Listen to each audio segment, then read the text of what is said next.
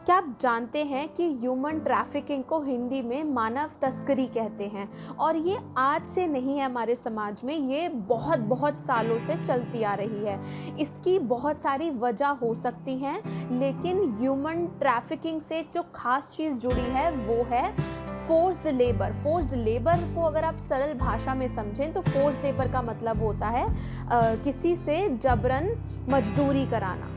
और force labour से जुड़ा और ह्यूमन ट्रैफिकिंग से जुड़ा एक फंडामेंटल राइट भी है हमारे पास जो उसे प्रोहिबिट कर रहा है, ये है आर्टिकल 23। आर्टिकल 23 कहता है कि जो ह्यूमन ट्रैफिकिंग है वो किसी भी फॉर्म में प्रोहिबिटेड है, और in fact for that matter force labour भी प्रोहिबिटेड है।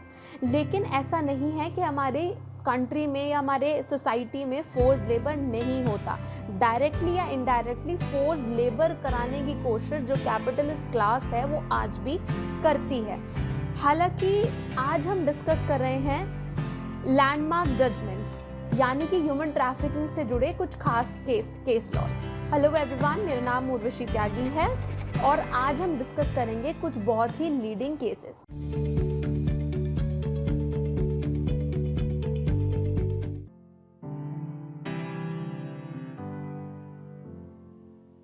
तो सबसे पहले आता है people's union for democratic right versus union of India. ये केस है 1982 का, और इस केस में सुप्रीम कोर्ट ने फोर्स्ड लेबर को समझाने की कोशिश की है विद रेफरेंस टू आर्टिकल 23, यानी कि एक ऐसा मजदूर जिसको आप डायरेक्टली या इनडायरेक्टली कुछ ऐसी सर्कमस्टेंस बना के, कुछ ऐसी सिचुएशन बना रहे हैं जिसकी वजह से आप उसको फोर्स कर रहे हैं लेबर करने के लिए।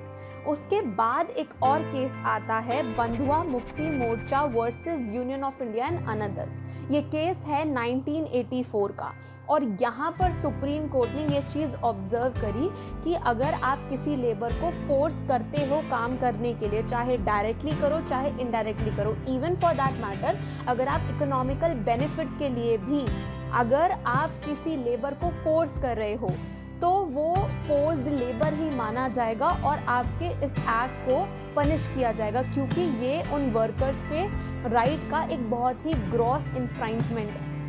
उसके बाद आता है MC Mehta versus State of Tamil Nadu.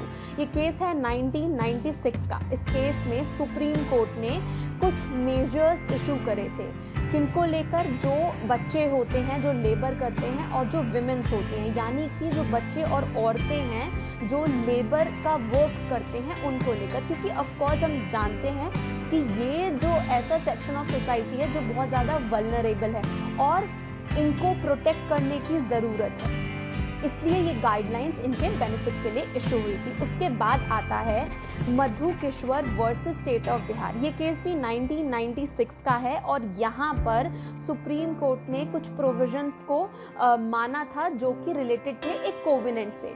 Covenant का नाम है covenant on the elimination of all forms of discrimination for women, that is related to women. और यहाँ पर भी सुप्रीम कोर्ट ने यही माना कि जो विमेंस भी हैं जो लेबर का वर्क करती हैं वो काफ़ी वल्नरेबल होती हैं, और उनको जो है जिस भी अथॉरिटी के अंडर ये काम करने मिल रहा है, ऐसे चांसेस हो सकते हैं कि वो अथॉरिटी उनके जो बेसिक राइट्स हैं उनको भी इन्फ्राइंज करे, और उनसे जो काम दिया जा रहा है वो बहुत हद तक गलत काम हो, इन अ सेंस के जो उनको पे किया जा रहा है उससे डबल उन्हें काम दिया जाए, या प्रॉपर वर्किंग कंडीशंस उनको ना दी जाए, या किसी भी तरीके से उनके जो बेसिक राइट्स हैं, जो फंडामेंटल राइट्स हैं, उनके इन्फ्रिंजमेंट हो। तो ऐसे में विमेन को जो लेबर करती हैं उनकी प्रोटेक्शन करना बहुत ज़रूरी है। हालांकि ये हमने देखे कुछ खास लैंडमार्क जजमेंट्स जो कि human trafficking specially force labour की हम बात कर रहे हैं उससे जुड़े हुए हैं। यहाँ पर हमें एक बात समझने की ये ज़रूरत है कि हम फोर्स्ड लेबर और ह्यूमन ट्रैफिकिंग के बीच में एक लिंक आपको दिखा रहे हैं। हालांकि ह्यूमन ट्रैफिकिंग यानी मानव तस्करी बहुत अलग अलग रीज़न से हो सकती है, जैसे कि sexual exploitation, slavery, servitude, force labour. लेकिन एक बहुत ख़ास चीज़ जो जुड़ी होती है ह्यूमन ट्रैफिकिंग से वो होती है दिस फोर्स लेबर, और इसी की बात इसलिए specially article 23 of part 3 of Indian constitution ने भी एड्रेस करी है।